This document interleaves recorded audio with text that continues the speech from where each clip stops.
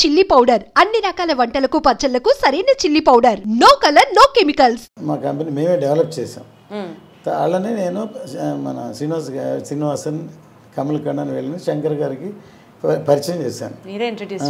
ఎందుకంటే ఆయన ఇప్పుడు హాలీవుడ్ ఫారిన్ సార్ వీళ్ళు చాలా బాగా చేస్తారు సార్ ప్లీజ్ అని మా బాయ్స్ సినిమాలో వాళ్ళకి వెబ్సైట్ ఆయన బాగా నచ్చేసి అక్కడి నుంచి శంకర్ గారితో ట్రావెల్ చేయడం మొదలు పెడితే అక్కడి నుంచి రాజమౌళి గారి మగధీర అక్కడి నుంచి ఇక్కడికి అడాప్ట్ అయ్యారు.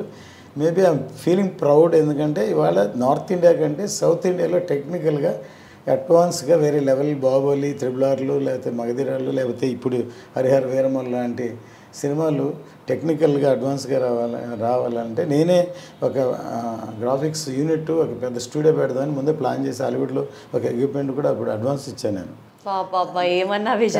కానీ అది జరగలేదు. కానీ ఇప్పుడు చెప్తున్న ఈ సినిమా తర్వాత ఒక ఫిలిం ఇన్స్టిట్యూట్ ప్లస్ ఒక స్టూడియో ఒక గ్రాండ్ లెవెల్గా ఫ్యూచర్ టెక్నాలజీ వచ్చేటట్టు చేయాలని, అంటే ఫుల్ టైం దాంట్లోనే ఉండి చేయాలని ఒక అంబిషన్. అది మేబీ జరుగుతుందో జరగదో బట్ మై అంబిషన్ అనమాట. ఒక స్టెప్ అయితే ఒక ఆలోచన ఫిక్స్ చేయడంతో అయితే ఒక ఇనిషియేషన్ స్టార్ట్ అయిందనే చెప్పచ్చు. Wonderful sir. సార్ బేసికల్గా ఈ first part sword versus spirit అని చెప్పి స్టార్ట్ చేస్తున్నారు. సో ఇక్కడతో స్టోరీ ఏంటి అన్నది తెలియకపోయినా బట్ స్టిల్ ఎంత ఇగ్నైటెడ్గా ఉంటుందో మాకు అర్థమవుతుంది. పార్ట్ 2లో ఏముండబోతుంది సార్? దీని కంటిన్యూషన్ ఉంటుంది ఖచ్చితంగా. ఇది ఎందుకంటే ఇది అబ్రప్ట్గా అన్ఫినిషింగ్గానే అవుతుంది. ఏం జరుగుతుందని క్యూరియాసిటీ. బాహుబలిలో కట్టప్ప ఎందుకు చంపాడు అలాంటిది ఒక ఇంట్రెస్టింగ్ ట్విస్ట్ ఇందులో కూడా ఉంటుంది అనమాట. అందుకని సెకండ్ పార్ట్లో ఏమవుతుంది అనేది ఉంటుంది అని డెఫినెట్ క్యూరియాసిటీ ఉంటుంది. ఇప్పుడు ఈ స్వర్డ్ వర్సెస్ స్పిరిట్ అనే క్యాప్షన్ మా జ్యోతే చేశాడు. అంటే ఇప్పుడు ఎంటర్ అయిన తర్వాత ఇది ముందు మామూలుగా ఒక కథలాగా అనుకున్నాం, తర్వాత దానికి వేరే ట్రీట్మెంటు, వేరే ట్రావెలింగ్, వేరే ఇవన్నీ, తర్వాత అసలు ఈ కథ ఇతివృత్తం ఏంటి అనేది బిగినింగ్ ఇన్ బిట్వీన్ కథను కూడా మళ్ళీ ఇప్పుడు అప్సెట్స్ అప్పుడు తీసాం. దాన్ని తనే చేశాడు. ఇప్పుడు రేపు పొద్దున సినిమా అయిన తర్వాత కృషి గారు చూపిస్తాం. ఆయన కూడా ఆయన అనుకున్న కథకి దీనికి ఎంత తేడా ఉందనుకుంటారు. మారిందా సార్? అంటే మధ్యలో డైరెక్టర్ మారిన తర్వాత స్టోరీ లైన్ కూడా మారిందంటారా? లైన్ అదే, దానికి వెళ్ళే ట్రావెలింగ్ ట్రీట్మెంట్ చెప్పే విధానం అన్ని మారిపోయింది. డెఫినెట్లీ ఒక్కొక్కరికి డిఫరెన్స్ ఉంటుంది కాబట్టి. సార్ బేసికలీ ఇది చాలా హై బడ్జెట్ ఫిల్మ్ అన్నది అర్థమవుతుంది. పాన్ ఇండియా సినిమా అంటే తెలుస్తుంది. రిస్క్ లాగా అనిపించలేదా సార్? పవన్ కళ్యాణ్ గారి మార్కెట్కి ఇది పెట్టచ్చు ఉండొచ్చు అని మీరు ఒక స్టెప్ ధైర్యంగా వేసారా? ఆ ఫీలింగ్ ఉండిందా? అప్పుడు కాదు, ఎప్పుడూ ఉంటుందండి. ఎందుకంటే ఇప్పుడు రెండు విధాలు సినిమా తీయండి. నేను ఎప్పుడు చెప్తాను. ఒకటి, ఒక హీరోని మార్కెటింగ్ ఉన్న ఎనీ హీరో, నేను తమిళ్లో తీసాను, తెలుగులో తీసాను, హిందీలో కూడా తీసాను. వాళ్ళకి ఏం మార్కెట్ ఉందో, ఎంత బడ్జెట్, ఎంత సేలబిలిటీ ఉందో దాని ప్రకారం సినిమా తీయడం అదొక అసెస్మెంట్. ఇంకోటి, స్క్రిప్ట్ ఏం డిమాండ్ చేస్తుందో అంతవరకు మ్యాక్సిమం ఎక్స్టెండ్ చేస్తాం. అప్పుడు ఏమవుతుందంటే అంత రేంజ్కి అమ్మలేం. మనం చేసాం కానీ ప్రీవియస్ ఎవరైనా సరే ప్రీవియస్ బిజినెస్ ఎంత, ఆ హీరోతో ఎంత అయింది, దానికంటే ఒక 10% ఎక్కువ కొనడానికి మేబీ కాంబినేషన్, లేకపోతే ఈ బ్యానర్లు బాగా తీస్తా లేకపోతే అని అనుకుంటారు. కానీ మనం దాన్ని మించి ఖర్చు పెడితే అది నిలబెట్టి దాన్ని ఇప్పుడు దాకా అది బాగుంటుందని మన రేపొద్దున ట్రైలర్స్ ఇవన్నీ ఆ కలరంతా వచ్చే నమ్మకం క్రియేట్ చేశాక బిజినెస్ చేయాలి. నేను ఫస్ట్ టైం సౌత్ ఇండియాలో, అంతకుముందు అవుట్రేట్ ఆర్ డిస్ట్రిబ్యూషన్ ఈ రెండే ఉండేవి. మన తమిళ్లో కానీ తెలుగు కానీ సౌత్ ఇండియాలో డిస్ట్రిబ్యూషన్ కానీ అవుట్రేట్ కానీ. ఫస్ట్ ఎంజీ అని తీసుకొచ్చింది సౌత్ ఇండియాలో. నేను హిందీ సినిమా చూసి ఎందుకు ఎంజీ తీసుకొచ్చా అంటే, మనం బాగా ఖర్చు పెట్టి సినిమా తీస్తాం, అంత రేంజ్కి అమ్మలేము. కానీ సినిమా రిలీజ్ అయ్యాక, హిట్ అయ్యాక, వాళ్ళ బయర్కి వాళ్ళ డబ్బులు వాళ్ళకి వచ్చాక, కమిషన్ వర్కౌట్ అయ్యాక వచ్చాక 50-50 అని ఎంజే తీసుకొచ్చాను.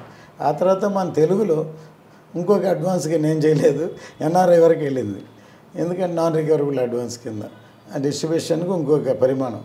డిస్ట్రిబ్యూషన్ అంటే రిస్క్ ప్రొడ్యూసర్స్ ఫేస్ చేయాలి, ఎన్ఆర్ అయితే ఫేస్ చేయరు. సక్సెస్ అయితే ఓన్లీ కమిషన్ అని నాన్ రికవరబుల్ అడ్వాన్స్. కానీ అది ఎందుకంటే వాల్యూమ్ పెరిగిపోయింది బాగా, లక్షల్లో ఉంది, కోట్లకి వెళ్ళి 100 కోట్లకి వెళ్ళిపోయింది. సో అలాగే 20% కమిషన్ వస్తేనే that is it self recovery అయిపోయినట్టే లెక్క. రికవరీ అయిన తర్వాత ప్రాఫిట్ వచ్చేసినట్టే. అందుకని ఎన్ఆర్ఐ తెలుగు, మళ్ళీ తమిళ్లో కూడా ఎన్ఆర్ఐ లేదు, ఓన్లీ తెలుగులో ఉంది. సో ఎందుకంటే నేను బడ్జెట్ హై బడ్జెట్లో మొదటి నుంచి ఒక్కోసారి నాలోనే ఒక వార్ జరుగుతుంది లోపల. బేసిక్లీ నేను ప్రొడ్యూసర్నా టెక్నీషియన్ ఫైనల్గా టెక్నీషియన్ని ప్రొడ్యూసర్ని డామినేట్ చేస్తున్నాను. ఎందుకంటే ఒక సీక్వెన్స్ చేస్తున్నా దీనికి ఇంత బడ్జెట్ ఎంతైనా ఉంటుంది, ఎంతైనా బట్టి ఇంతే అనుకొని చేయాలి. కానీ బాగా రావాలని దాన్ని మించి కొంచెం పెడితే బాగుండు అని అనిపిస్తుంది. కొంచెం పెడుతుంది, బాగా రావాలి. ఇప్పుడే ప్రస్తుతం ఇక్కడ కానీ తమిళనాడులో మా బావమరిది ఉన్నారు, రఘురామన్ తన ప్రొడక్షన్ చూసి, ఇక్కడే మా బ్రదర్ దయాకరన్ తను చూస్తాడు. వాళ్ళేమో మనకేం పని లేదు, ఎందుకని నువ్వు అట్లా పెంచుకుంటూ పోతే లాస్ట్కి ఎక్కడికి వెళ్తా అని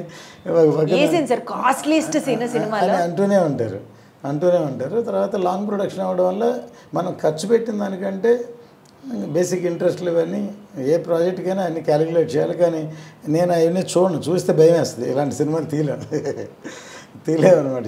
చేసుకుంటే వెళ్తే తర్వాత చూద్దాం అనే పద్ధతి ఉంది. సో ఎక్కడ అసలు కాంప్రమైజ్ లేకుండా సినిమా తీశారు, ప్రతిదీ ఒక ఆర్ట్ లెవెల్లో ప్రజెంట్ చేశారన్నది అర్థమవుతుంది. ఈ సినిమాలో కాస్ట్లీయెస్ట్ సీన్ ఎక్కడ షూట్ చేయడానికి అనిపించింది సార్? ఎంత ఖర్చు అయింది ఆ సీన్ షూట్ చేయడానికి? ఏది కాస్ట్లీయెస్ట్ సీన్? ఇప్పుడు ఇవన్నీ అయిపోయిన తర్వాత ఇప్పుడు ఆల్మోస్ట్ క్లైమాక్సే ఇప్పుడు మీరు తీసింది. కానీ మేము జ్యోతి ఎంటర్ అయిన తర్వాత ఇంకో కొసమెరుపులాగా ఇంకోటి పెడదాం అనుకున్నారు. అది టెక్నికల్గా అడ్వాన్స్గా ఉంటుంది. సరే అది లేకపోయినా సినిమా అయిపోయింది. యాక్చువల్గా సినిమా అది లేకపోయినా సూపర్ హిట్ అవుతుంది. కానీ అని ఇంకో లెవెల్కి ఉండాలని దాని ఒక్కదానికే ఇప్పుడు ఒక సీక్వెన్స్కి అంతకుముందు 50-60 రోజులు చేసింది ఒక ఎత్తు అయితే ఇది టెక్నికల్గా దానికే 15-20 crores ఒక సీక్వెన్స్కి ఖర్చు పెట్టాను. ఇప్పుడు ఇప్పుడు ఆ గ్రాఫిక్స్ ఇరాన్లో జరుగుతుంది, హాట్గా వస్తుంది అనమాట. ఒక సీన్కి ఒక సీక్వెన్స్ కోసం 20 crores, మోర్ దాన్ 20 crores.